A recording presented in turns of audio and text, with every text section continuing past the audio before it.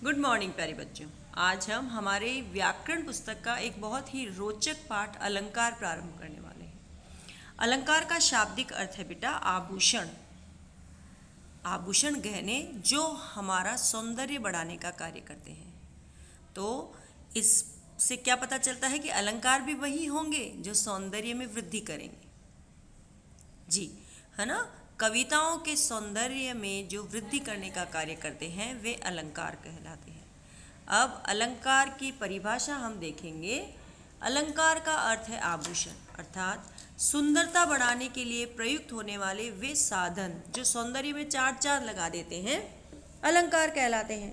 कविगण कविता रूपी कामिनी की शोभा बढ़ाने हेतु, कविता रूपी कामिनी मतलब कविता को सुंदर स्त्री माना गया है।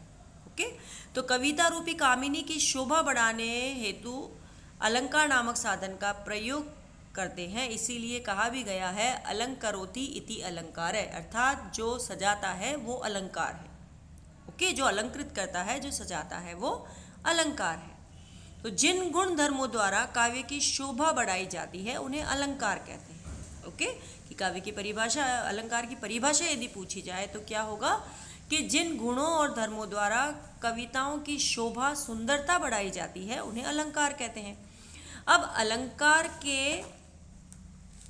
अलग अलग आधार पर भेद किए गए हैं बेटा, कि अलंकार बहुत प्रकार के होते हैं, लेकिन मुख्य रूप से उनको दो आधारों पर बांटा गया है। पहला है शब्दालंकार और दूसरा है अर्थालंकार। ओके, तो कभी कभी शब्दों के माध्यम से काव्य की सुंदरता बढ़ाई जाती है, तो कभी उसके द्वारा जो अर्थ दिया जा रहा है उसमें चमत्कार पैदा किया जाता है। सबसे पहले शब्दालंकार। जब काव्य में शब्दों के माध्यम से काव्य सौंदर्य में वृद्धि की जाती है तो उसे शब्दालंकार कहते हैं। इस अलंकार में एक बात ध्यान रखने वाली यह है कि शब्दालंकार में शब्द विशेष के कारण सौंदर्य उत्पन्न होता है।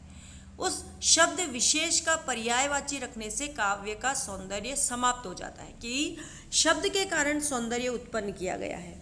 अब बेटा यदि शब्द हम बदल दें तो हो सकता है वह सौंदर्य खत्म हो जाए।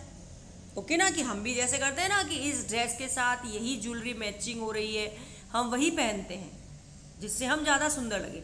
जैसे ही हमने उस ज्वेलरी को रिप्लेस किया, गहनों को रिप्लेस किया, शायद हमारा सौंदर्य या सुंदरता उतनी नहीं रह जाती, उतनी प्रभावी है ना सुंदरता नहीं रह जाती। उसी प्रकार शब्दालंकार का भी है कि शब्द के माध्यम से हमने सौंदर्य पैदा किया है और यदि हम शब्द ही बदल दें तो हो सकता है वह सौंदर्य खत्म हो जाए। कविताओं में भी ऐसा ही है, जैसे कनक कनकते 100 गुनी मादकता अधिकाय। यहाँ कनक के स्थान पर पर्यायवाची शब्द गेहूं या धतूरा रख देने पर काव्य का सौंदर्य समाप्त हो जाएगा। खुद बोलो, गेहूं धतूरे से 100 गुनी मादकता अधिकाय नहीं ना। दोनों शब्दों के अर्थ अलग अलग हैं, लेकिन एक ही शब्द है ना, एक ही शब्द दो अर्थ दे रहा है। दो बार प्रयोग करके उन दो अर्थों को बताया गया है, लेकिन सुंदरता किससे आ रही है? कनक शब्द से। तो हम इसको रिप्लेस करके इसका अर्थ नहीं लिख देंगे। ओके, अब शब्दालंकार मुख्य रूप से बेटा चार प्रकार के होते हैं: अनुप्रास अलंकार, यमक अलंकार, श्लेष अलंकार और पुनरुक्ति प्रकाश अलंकार। ओके, सबसे पहले जो आज हम अलंकार पढ़ेंगे बेटा वो है अनुप्रास अलंकार।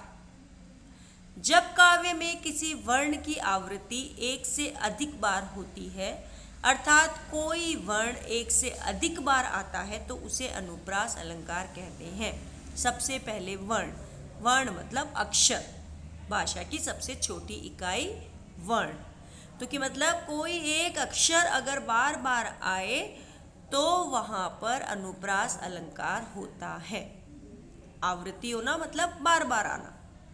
अब तरणी तनुजा तट तमाल तरुवर बहुछाए, यहाँ पर देखो त वर्ण की आवृत्ति एक से अधिक बार हुई है, मतलब बार बार त वर्ण आ रहा है, अतः ये कौन सा अलंकार है? अनुप्रास अलंकार। इसके और उदाहरण हम देखें, रघुपति राघव राजा राम पतित पावन सीताराम। यहाँ पर पहले वाली जो काव्य पंक्ति है उसमें र वर्ण की और पीछे वाली में प वर्ण की आवृत्ति हुई है। ओके, अनुप्रास अलंकार। चारु चंद्र की चंचल किरणें खेल रही है चल थल में, तो चारु, चंद्र और चंचल में च वर्ण की आवृत्ति अनुप्रास अलंकार। मुदित महीपति मंदिर आए, म वर्ण की आवृत्ति अनुप्रास अलंकार। मैया मोरी मैं नहीं माखन खायो, म वर्ण की आवृत्ति। सट सुध रही सत्य संगति पाई, स वर्ण की आवृत्ति। ऐसे ही कालिंदी कूल कदम्ब की डारन, क वर्ण की आवृत्ति। ओके, तो बहुत हम स्कूल में ऐसी प्रार्थनाएं भी गाते हैं जिसमें बेटा हम वर्णों की आवृत्ति करते हैं। मानवता के मन मंदिर में म, है ना। तो जहाँ पर एक अक्षर यदि बार बार किसी पंक्ति में प्रयोग में लाया जाए और उस अक्षर के कारण उस पंक्ति में एक रिदम लय आए, है ना, सुंदरता बढ़े, तो वहाँ कौन सा अलंकार होता है? अनुप्रास अलंकार। ठीक है। दूसरा जो हमारा अलंकार हम पढ़ेंगे बेटा वो है यमक अलंकार, है ना। अनुप्रास में केवल अक्षर की आवृत्ति होती है, अक्षर वर्ण की। यमक अलंकार में जब कोई शब्द एक से अधिक बार आए, शब्द, वर्णों के सार्थक समूह को शब्द कहते हैं। कमल, क वर्ण है और कमल शब्द है। ओके, तो जब काव्य में कोई शब्द एक से अधिक बार आए और उसके अर्थ अलग अलग हों तो उसे यमक अलंकार कहते हैं। जैसे 3 बेर खाती थी वे 3 बेर खाती हैं। यहाँ पर देखो बेटा बेर शब्द 2 बार आया है। 3 बेर खाती थी, 3 बेर।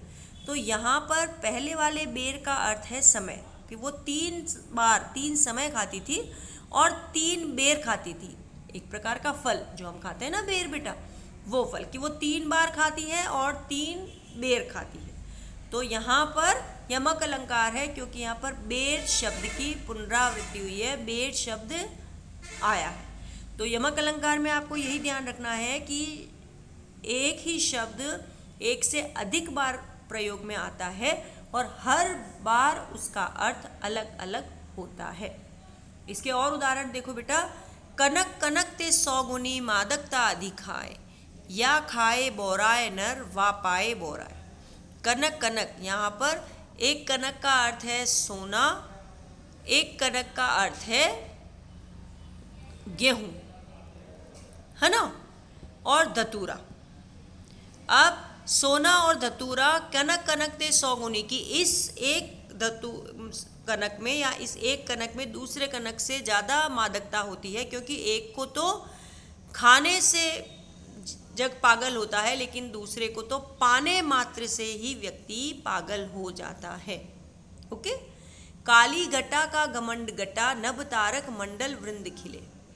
अब काली घटा, काली घटा, यहाँ एक घटा का मतलब बादल है और दूसरा घटा का मतलब है कम होना, है ना। कि जैसे ही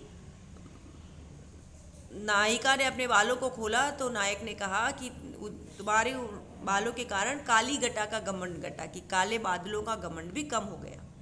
हे कवि बेनी ब्याल की चुराई लीनी, यहाँ पर एक बेनी जो है हे कवि बेनी, यहाँ बेनी कवि का नाम है बेटा, और दूसरा बेनी का अर्थ है चोटी। ठीक है ना। तो ये यमक अलंकार है। ठीक है। रति रति शोभा सब रति के शरीर की, यहाँ रति रति मतलब तनिक तनिक अर्थात सारी, और रति का अर्थ कामदेव की पत्नी है। रति रति शोभा मतलब तनिक तनिक या सारी जो सुंदरता है रति यानी कामदेव की पत्नी की, वो बहुत ही अद्भुत है। नगन जड़ाती थी वे नगन जड़ाती है, यहाँ नगन वस्त्रों के बिना नग्न, और दूसरा है हीरा मोती आदि। ठीक है बेटा।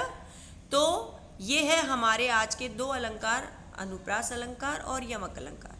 अनुप्रास अलंकार में सिर्फ वर्णों की आवृत्ति होती है और यमक अलंकार में शब्द एक से अधिक बार प्रयोग होता है, एक ही शब्द, और हर बार उसका अर्थ अलग अलग होता है। आज आपको इस पाठ के जो नोट्स दिए गए हैं उनको अपनी कॉपी में लिखना है, पाठ को समझने का प्रयास करना है, इन दोनों अलंकारों को, और कठिनाई होने पर पूछना है। ओके बेटा।